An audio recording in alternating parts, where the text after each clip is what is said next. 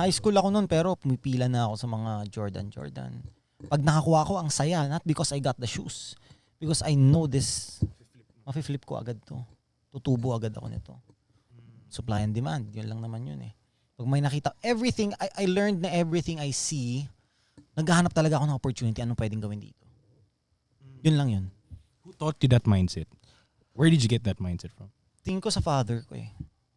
Actually, father ko, ang dami na kasi niyang pinasok eh. Tapos lahat ng papasukin niya, he thinks lang na it will succeed. Mahirap yung sobrang bilib ka na talagang it will succeed. Although some people would say na parang determination yon at saka parang motivation yon. Kasi if you don't believe in your own product, then who's gonna believe, di ba? If you yourself, di ba? So, pero ako, in a certain way, when I enter an industry, I always protect my interest to the point na hindi ako madidepress kahit hindi to gumana. It's more of like, oh sige, try natin. Wala namang mawawala eh.